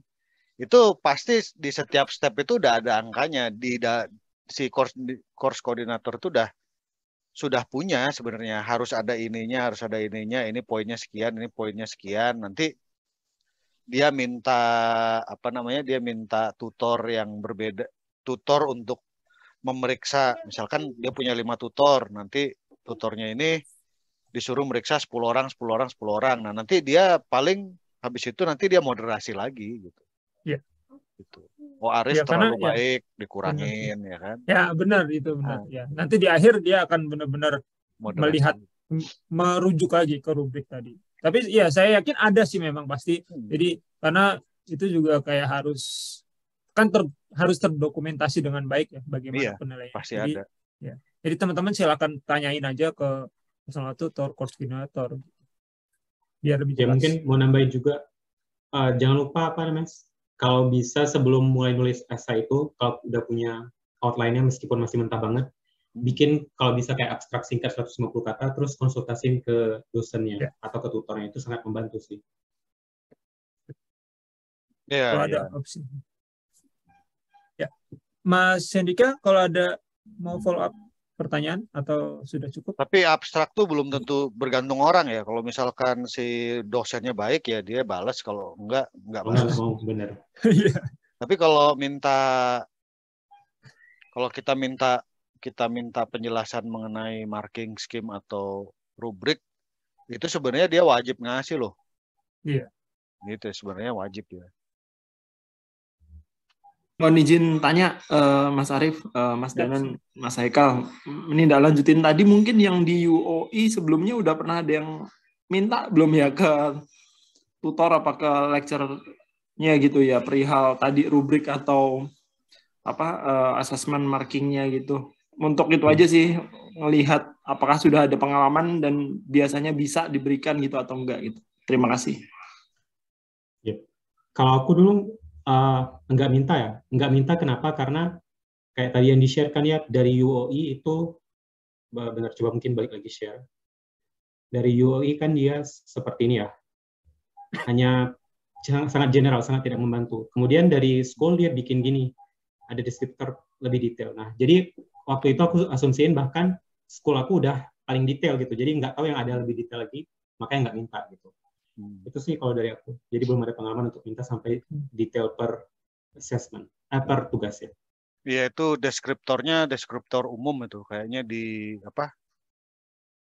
Itu kalau di mapping di yang tadi yang di rubriknya juga sama aja sih sebenarnya. Cuman kan cuma lebih didetailin. Cuman itu kan dibikin kolom-kolom sama ada deskripsinya kan. Ya, itu kayak patokan untuk semua jenis tugas lah. Kalau tadi Mas Danan kan kayak spesifik untuk itu, tadi ada poin apa misalnya. Ya, belum ada sih. Saya juga dulu pas master nggak nyoba untuk minta sih. Tapi saya rasa nggak ada salahnya sih. Tadi Mas Danan bilang kan itu hal yang wajar gitu. Bukan kita meminta jawaban juga. Jadi kayaknya teman-teman kalau mau minta, saya rasa nggak masalah sih dicoba. Iya. Siap, terima kasih, Mas. Oke, berikutnya untuk Mas Haikal dan Mas Danan, ada matkul assessment reflection essay, not a traditional academic essay or opinion piece. Boleh dijelaskan dikit nggak tentang reflection essay? Mungkin dari aku dulu ya, karena ini bakal singkat banget. Reflection essay aku nggak pernah dapat, tapi pernah dengar dari teman di UCL, itu dia kayak apa yang udah dibahas di kelas, mungkin itu kurang lebih, tapi mungkin detailnya ke Mas Danan ya. Oh, reflection essay-nya disuruh bikin per minggu gitu, enggak? Firman, silakan kalau. Enggak, Mas, buat tugas akhirnya. Buat tugas akhirnya, reflective essay. Juga ya, biasa per minggu. Iya, jadi reflective essay itu biasanya dia lebih ke pengalaman. Jadi gini, ya ceritanya. Saya punya sih ininya, saya punya ininya sih, guidance-nya saya punya. Jadi yang disebut dengan reflective essay itu, di kelas Anda belajar apa? Misalkan teori sesuatu. Nah, itu harus di-compare dengan pengalaman pribadi sehari-hari. Gitu ya. Jadi misalkan, aduh apa ya contohnya ya? Misalkan, misalnya, wah susah ya ngasih contohnya. Jadi intinya seperti itu. Jadi di kelas kita belajar teori atau kita belajar best practice, kemudian kita compare dengan pengalaman kita sehari-hari, apakah yang kita lakukan sehari-hari itu sesuai dengan teori atau best practice tersebut. Jika sudah sesuai, kenapa sebelum kita belajar teori tersebut kita sudah melakukannya? Jika belum sesuai, kenapa kita tidak melakukannya? Apa kesulitan kita untuk mengimplementasikan teori atau best practice tersebut? Kemudian kita bilang lagi bagaimana supaya apakah saya punya niat untuk mengimplementasikan teori atau best practice tersebut? Kenapa saya punya niat? Saya punya niat itu apakah ada potensi manfaat yang bisa saya dapatkan dan bagaimana saya bisa mengaplikasikannya? Gitu. Itu sebenarnya itu yang disebut dengan reflective essay. Jadi biasanya di-compare sama kehidupan sehari-hari. Ini kuliah apa ya? Kok ada gituan? Corporate responsibility, Mas. Oh, Ini Firman ngasih MBA ya? contohnya sih. MBA ya? Iya di business school, tapi ini matkul general sih Mas, management. Oh, oke. Enggak, soalnya biasanya reflective essay itu untuk orang yang kalau kita ngasih reflective essay itu biasanya kalau orang-orang ini sudah punya pengalaman praktis biasanya. Karena kan dia harus mengimplementasikan di dunia nyata. Jadi kalau orang yang belum pernah praktek di dunia nyata biasanya dia bukan reflektif. Gitu.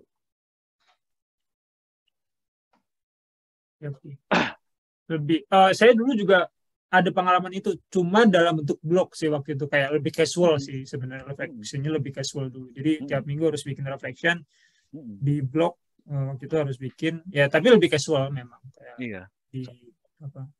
Tapi kalau untuk jadi tugas akhir, nah itu nggak tahu. Saya juga pernah dapat tugas akhir gitu dan kacau balau udah.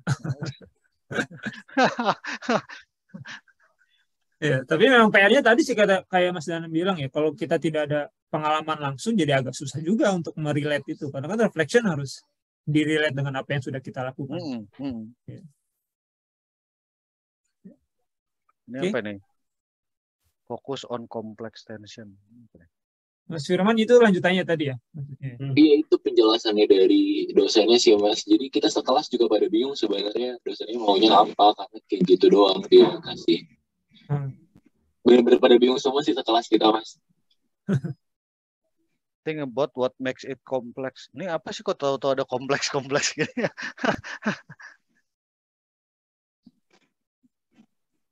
Kayaknya kalau aku duga ya, misalnya ambil pilih satu kasus, misalkan kayak konflik.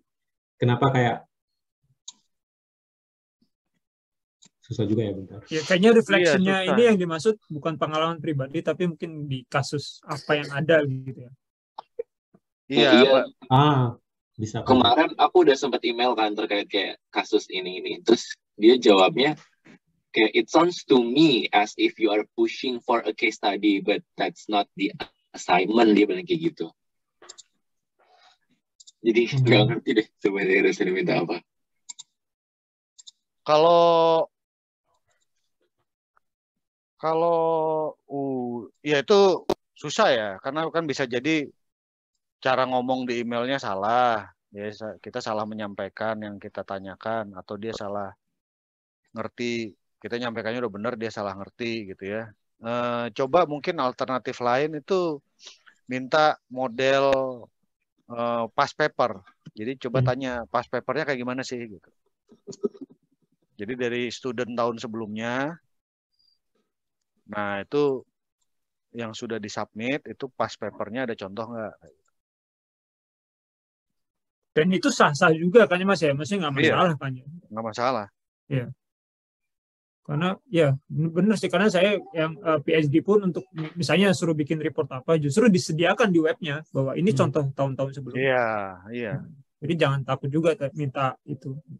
Kan bukan minta jawabannya lagi, balik lagi. Benar. Kita hanya minta contoh. Oke. Mas Firman cukup atau masih ada lagi yang mau ditanyakan? Oke sih Mas dari saya. Oke. Ya, nanti Makasih sebenarnya ya di luar sesi ini nanti kalau mau tanya-tanya ke Mas Danan atau Mas Haikal, Japri bisa juga sih.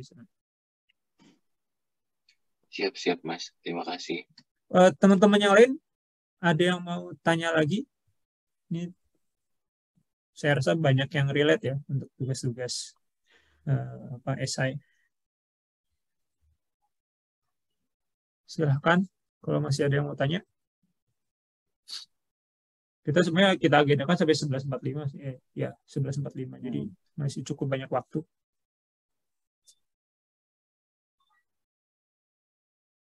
Iya, kalau apa namanya? Kalau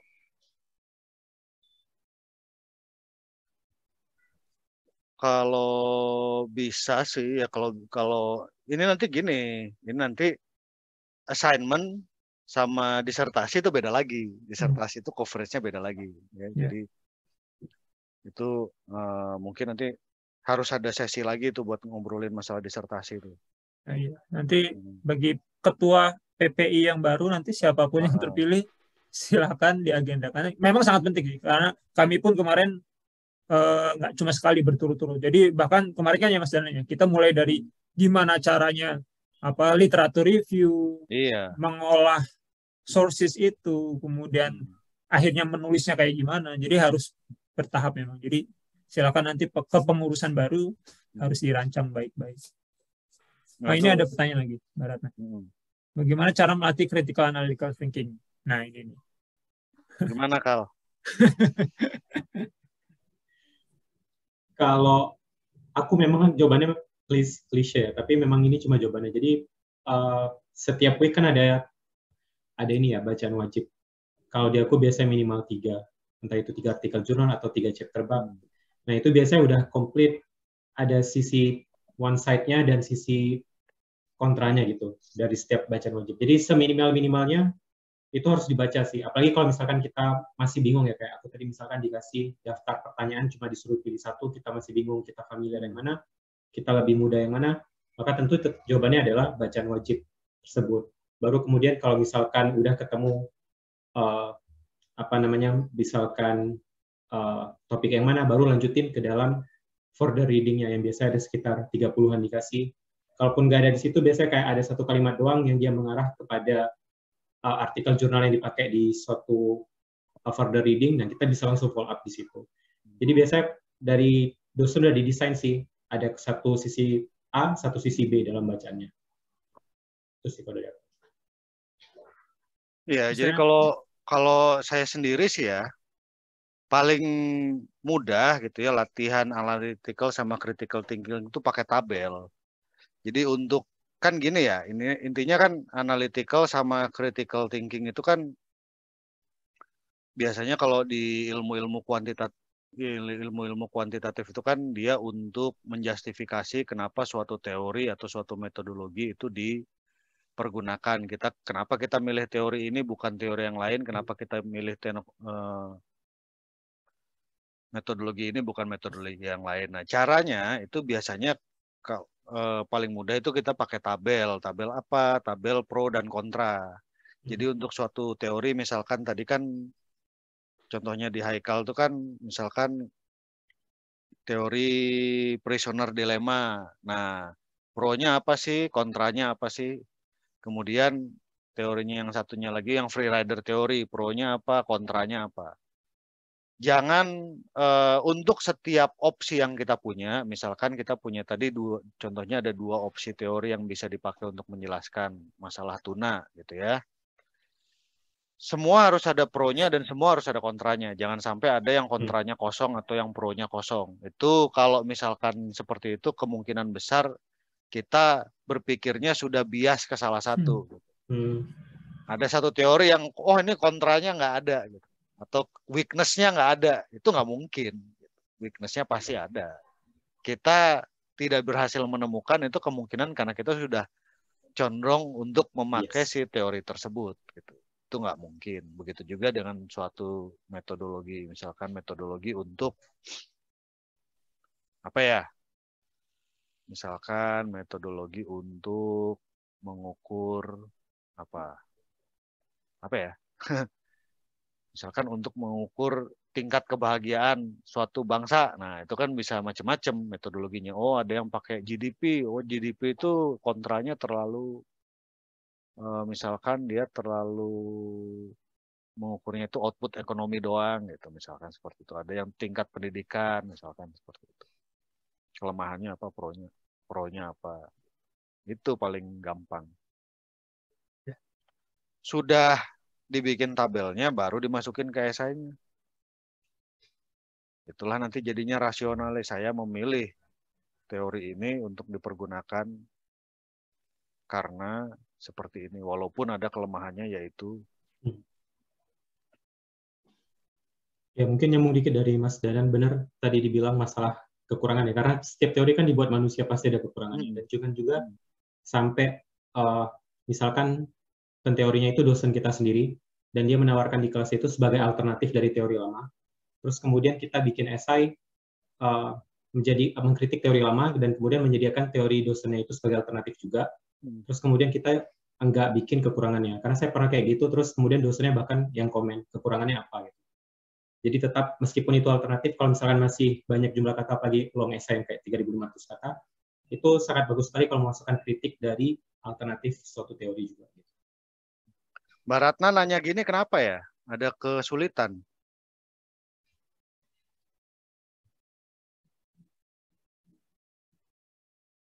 Mbak Ratna? Oh enggak, jadi misalnya kalau dalam essay itu, apakah kita kayak untuk menyebut itu sebagai sesuatu yang analitik atau kritikal, kita harus kayak memang memportray ada positif dan negatif dari setiap yang kita tulis, atau misalnya kita analisis itu bagaimana gitu alur analisis dalam esai gitu. Maksudnya pasti itu berbeda dengan analisis kita sehari-hari kan. Berbeda dengan apa, Mbak?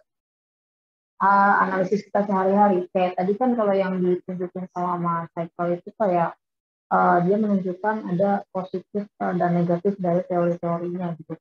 Apakah bila kita membuat esai kita tuh harus selalu ada analisis positif dan negatif dari teori yang kita angkat. Kemudian mengerucut ke analisis kita tentang topik esai tersebut gitu. Misalnya kita mungkin ada ngambil sisi positifnya atau ngambil sisi negatifnya, atau memang harus menganalisis dari positif dan negatif.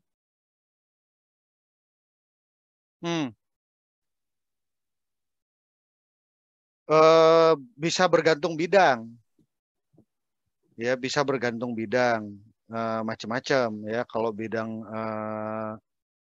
Kalau bidangnya bidang kuantitatif, gini, memang dia bergantung bidang ya, bergantung tipe esainya. Tapi kebanyakan kita itu harus menunjukkan rasionale ya. Rasionale itu adalah alasan kenapa kita mengambil suatu jalur dalam paper kita. Kenapa sih saya mengambil jalur metodologi ini, atau kenapa sih mengambil jalur teori ini. Nah, menganalisis pro dan kontra ya, atau weakness sama advantage itu sebenarnya template yang paling gampang. Kalau nanti kita kita bidangnya kuantitatif, selain masalah weakness sama strength sama weakness, itu nanti kita bicaranya asumsi, apakah asumsi-asumsi yang dipergunakan dalam suatu teori itu sesuai dengan hal yang sedang saya analisa. Apakah misalkan data yang dibutuhkan untuk analisa itu terpenuhi dan lain sebagainya gitu. Jadi itu tuh kalau menurut saya itu tuh template yang paling umum gitu, yang paling bisa kita terapkan di banyak bidang gitu. Bidang-bidang tertentu ya nanti ada spesifikasi atau kebutuhan yang berbeda gitu untuk membuat rasionalnya itu berbeda-beda gitu.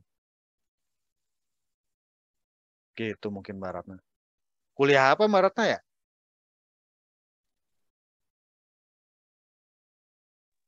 Saya nursing. Oh, nursing ya. Sama Nursing, ya nursing ada esai juga, ada tugas esai juga. Iya, semuanya bahkan. Waduh, itu lebih. Jadi semua course saya ujiannya esai. Ya. Ya mungkin cocok kalau misalkan di nursing gitu ya. Mungkin itu kalau ya positif negatif itu mungkin bisa dipakai mungkin kalau di nursing gitu. Mungkin ya. sama ini sih saya mau tambahin.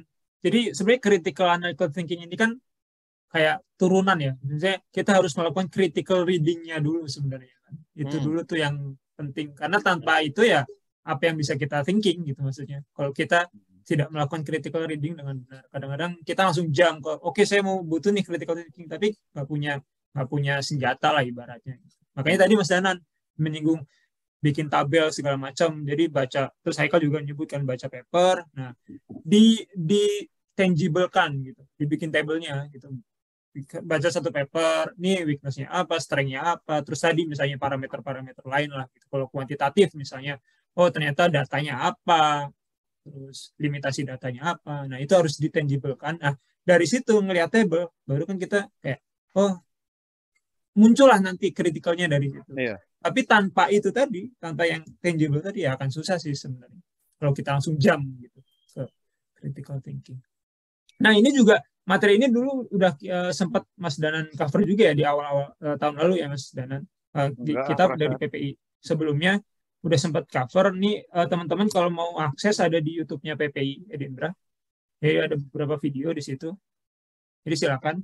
Atau mungkin nanti ke pengurusan baru kalau misalnya ada request dari teman-teman nih terkait isu-isu tersebut. Jadi udah tau lah Mas Danan siap lah ya Mas. Keynote speaker permanen. Iya. Keynote speaker permanen. Jadi silakan teman-teman nanti bisa diagendakan. Jadi sesuai request dari misalnya yang banyak yang butuh nih critical thinking gitu. Iya.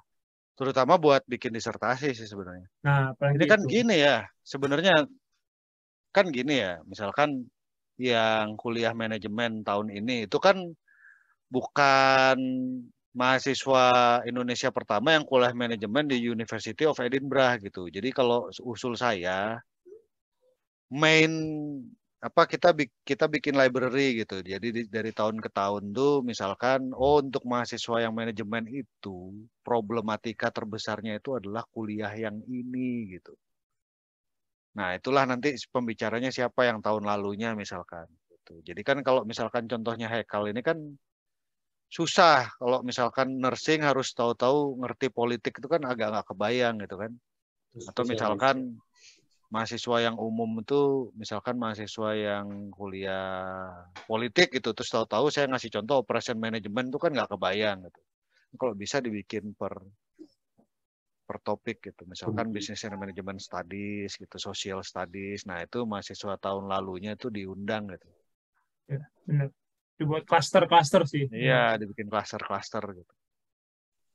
Terus nanti ada cluster yang studi-studi kuantitatif. Nah, terus cluster yang pakai studi-studinya yang kualitatif misalkan pas mau disertasi gitu. Iya, benar. Setuju sih. Ya. Misalkan nanti ada yang mau ngasih tutorial NVivo, yang mau pakai metode kualitatif Zoom gitu kan. Ada yang mau ngasih tutorial R statistik gitu misalkan. Yang mau pakai kuantitatif ngumpul gitu, dekat-dekat pas mau bikin disertasi gitu. Iya. Gitu. Benar. Nah, itu kepengurusan baru nih calon-calon ketua kalau ada bisa dijadikan program. Saya rasa penting sih. Karena yang mau volunteer pasti banyak kok. Kita posting alumni PPI Edinburgh. Nah, ada nggak yang mau ngasih experience untuk bidang politik dan hukum misalkan gitu kan. Mungkin kan ada si Hafiz, ada siapa gitu kan. Ya. Ya kalau pengalaman tahun lalu sama Mas Widi ya. Jadi kita dari tim akademik memang tidak kesulitan sih cari pembicara gitu. Dari alumni bahkan gitu kita approach ya dengan senang hati mereka akan isi. Iya. Yeah. Dan nggak harus dari misalnya dari PPI lain pun gitu, misalnya dari kota lain ya nggak masalah juga kalau memang ada yang seperti itu gitu.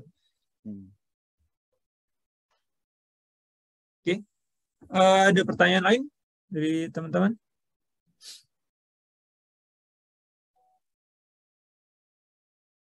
Kira nggak ada. Mungkin kalau nggak ada, sebelum kita tutup ada biasa foto-foto untuk dokumentasi. Silakan bagi yang mau buka kameranya. Dokumentasi, ya. Saya tunggu. Udah nih, nggak ada lagi. Semua satu aja. Oke, saya ambil aja ya kalau gitu. Oke, ya, Mas Andika. Oke. Belum, tunggu dulu. Kali aja ada yang lain. Oke, udah ya. Oke, saya ambil 1, 2. Oke, lagi. Ya, oke.